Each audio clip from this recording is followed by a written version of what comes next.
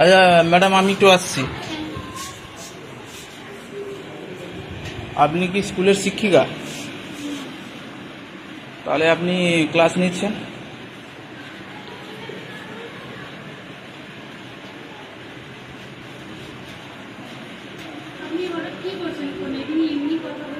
কথাই বলছি আমি। আপনাকে ক্লাস নিতে কে বলেছে?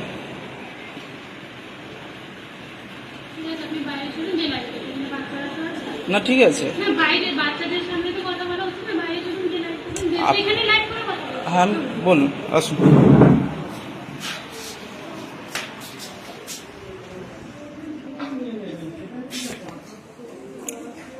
আপনাকে কে ক্লাস নিতে কে বলেছেন? ম্যাডাম, আপনার কে ক্লাস নিতে কে বলেছেন? বলুন, এদিকে মন করবো, বলুন বলুন আপনার নাম কি? বলুন, নাম বলুন। আপনি কি পড়েছিলেন সেখানে? কি পড়েছিলেন? ইংলিশ পড়াচ্ছিলাম। আর কিছু না?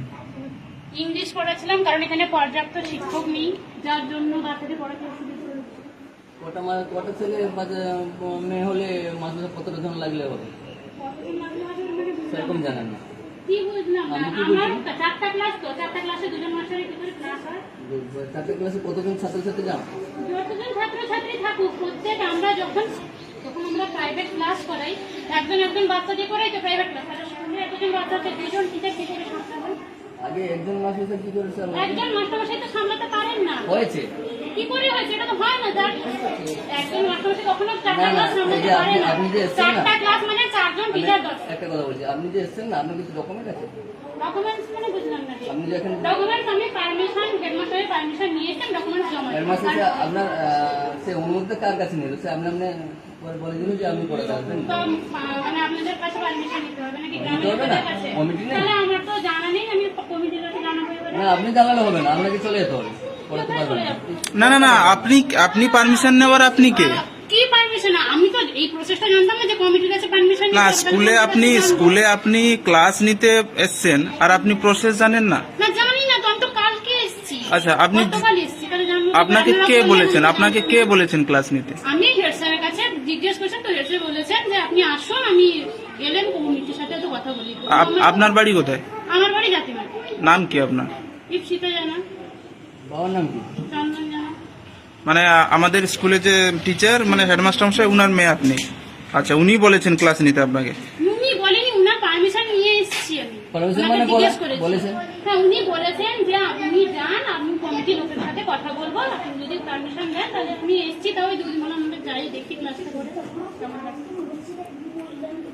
কালকে এসেছিলেন আপনি? হ্যাঁ, গতকাল এসেছি আমি। গতকাল তো পড়াইও নি টিপার কারণে এই পারমিশন কি সমস্যা আছে, ওই জন্য টিফিনে চলে গেছি। আচ্ছা, আজকে তাহলে পড়াবেন না চলে যাবেন? আমি পড়াতে আমরা না বলে পড়াবো না। না, আমাদের তো না। পড়াবো না, তাতে পড়াবো না। আচ্ছা দিদিমণি, আপনি কি এই ব্যাপারে কিছু জানেন? হ্যাঁ, আমিও বলেছি কারণ আপনাদের আমারও তো অসুবিধা হচ্ছিল না, দুটো ক্লাস মেনটেন করা। ধরুন স্যার নেই, একা আমি, এই তো ওকে এমনি জাস্ট বলা যে তুই একটু হেল্প করতে আয়, আমার তো সাহায্য করতে আয়। আজকে ছাত্রছাত্রী কতজন তার হয়েছে? জন্য যে সমস্যাটি তৈরি হয় আমি না বলেছি। হেডমাস্টার মশাই জানেন তাহলে এই ব্যাপারটা? স্যারের পারমিশন নিয়েই তো মানে ও এসছে। নিশ্চয়ই যে একটা ইনস্টিটিউটের হেড আছেন, ওনার পারমিশন ছাড়া তো কিছু হবে না, এটা না? আচ্ছা আচ্ছা। তিনি যেহেতু জিনিসটাকে মেনেছেন, তো ঠিক আছে, আপনি যখন একা সামলাতে পারবেন না। কিন্তু বাচ্চাদের স্বার্থে। আপনি একটা কথা নিশ্চয়ই ভালো করে জানেন, হেডমাস্টার মশাই ছুটি নিয়ে গেছেন তো? উনার পরিবর্তে কি উনার মেয়ে কি ক্লাস নেওয়ার জন্য কি কিছু আছে? আছে কোনো রুলস আছে? উনি কি নিতে পারেন? মানে সত্যি কথা বলতে কি, বাচ্চাদের স্বার্থের জন্যই আমি বলেছিলাম আচ্ছা। যে হ্যাঁ আসুন। ধরুন ও সেই ক্লাসটা মেনটেন করলো, আমি এদিকে দেখলাম যে ব্যাপারটা কি হবে, যখন গঠন করছে ব্যাপারটা করবে না। না, ওনারা এর জন্য প্রতিবাদ করছেন যে আমি এসেছি। তাহলে এটার জন্য প্রতিবাদ করছেন না যে একটা স্কুলে দুজন কেন টিচার মেনটেন করার জন্য, আর কেন টিচার নেই, এগুলো কোনো জানাচ্ছেন না কেন? না, এটা জানা এটা তো আপনাদের আমি যখন স্কুলে এসেছি একটা কথা যুক্তি বুঝান। আমি যখন বেশি কথা বলছি, শোনো। আবার বেশি কথা না, যুক্তি দিয়ে কথা বলুন। আমি একটা কথা বলি, শোনো। কতজন ছাত্রছাত্রী হলে কটা মাস্টারমশাই হলে দরকার হয়? কতজন ছাত্র, আমার কত ছাত্রছাত্রী, দেখো তো ছাত্র নিজেরাই প্রাইমারি স্কুলে ভর্তি করেন না।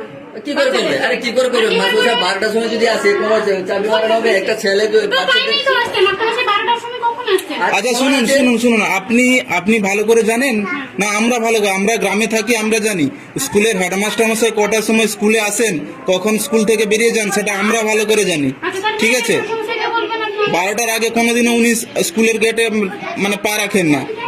ঠিক আছে, সেটা আমরা এর আগে অনেকবার আমরা কমপ্লেন জানিয়েছি। ঠিক আছে, এগুলো কমপ্লেন যখন জানাচ্ছেন তাহলে এগুলোও তো বলা উচিত। কি বলবো? সবকিছু যখন পরিকাঠামো আপনারা ঠিক করতে চাইছেন যে একটা স্কুলে 2 জন টিচার নেন, তাহলে বাচ্চা আমাদেরকে যখন আমরা একটা নার্সারি স্কুলে পড়াতে যাই, প্রত্যেকটা সাবজেক্টে তো প্রত্যেকটা টিচার থাকে। আপনি আপনি আপনি নার্সারি স্কুলে পড়াতে যান? আমি নার্সারি স্কুলে পড়াতেই বলেছি। বললেন তো আপনি আমি এক্ষুনি। জানি তো, আমি 1 বছর পড়িয়েছি, আমিও টিচিং বিএড এর টিচিং প্রশিক্ষণ নিয়েছি। আচ্ছা। এগুলো তো আমরা জানি যে এখানে তো টিচারের রিকোয়ারমেন্ট নেই তো, তাহলে আপনারা এটা কেন প্রতিবাদ করছেন না? তাহলে তো আমাদেরকে একটু আসতে হয় না, বাচ্চারা ঠিক মতো গাইড পাচ্ছে না, কারণ একজনের মধ্যে তো কোনো ক্লাস আপনাকে কি আমরা জানিয়েছিলাম এখানে পড়ানোর জন্য? আপনারা কেন জানাবেন? তাহলে আমি তো হেডমাস্টার মশাই, আপনি দেখুন মোবাইলটা দেখে কথা বলুন, মনে রাখুন যে যা ভিডিও করার খারাপ হয়ে গেছে, হ্যাঁ। মোবাইলটা দেখে বলুন। হ্যাঁ বলুন। ভিডিও করার দরকার নেই, তুমি এমনি কথাটা শোনো।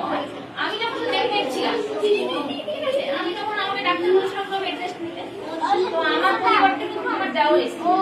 আচ্ছা, এটা কিন্তু মেনেও নিয়েছিল সবাই। কিন্তু শুনুন ম্যাডাম, এটা মেনে নেওয়াটা কি উচিত? না কখন কি সিচুয়েশন পরিস্থিতি হ্যাঁ চাপে পড়েও মানে যেহেতু আমি তখন অসুস্থ, তো আমার পরিবর্তে আমার যাওয়ার আসবে এটা অনেকেও মেনে নিয়েছিল।